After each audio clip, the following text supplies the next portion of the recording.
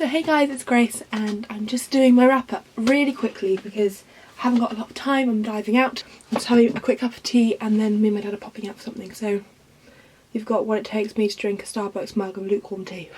The first book I read is a bit of a given. It's probably on every single person's read, and this is A Cursed Child, and I've got 2 copies of this.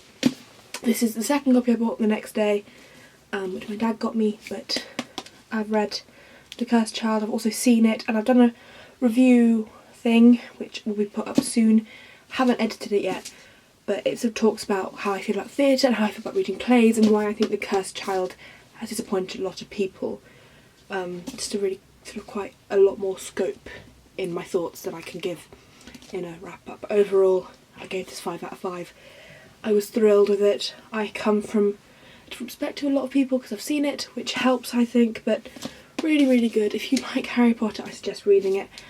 The second book I read was the last book in the Lux series. I have a picture of it here, and the Lux series is my guilty pleasure. It's like, I'm always a bit ashamed that I do it. It's like the equivalent of eating Nutella from the jar sort of level of but I really loved it. It wrapped everything up, it made me understand, and it was just kitschy and I enjoyed it. And the third book I read was Hallowed by, it's part of a series.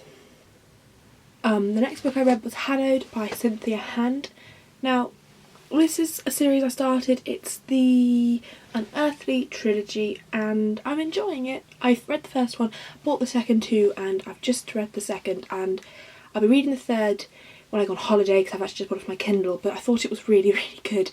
Can't really fault it. It's a bit like, I've been in one of those moods for cheesy YA romances, which is why all the books I read this month apart from Harry Potter are cheesy YA romances, paranormal fantasy ones.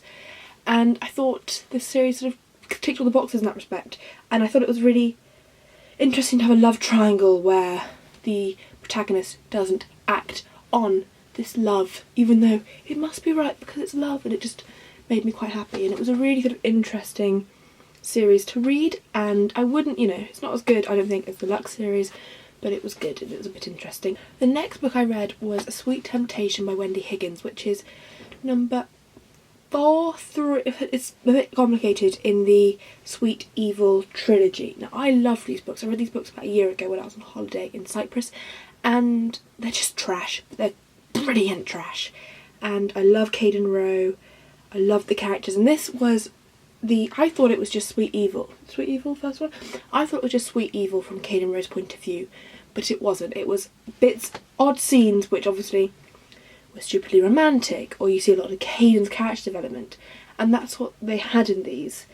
And it was just those scenes, and I didn't give it that high because it frustrated me reading, sort of jumping around when I actually read the books quite a long time ago and I couldn't really remember them.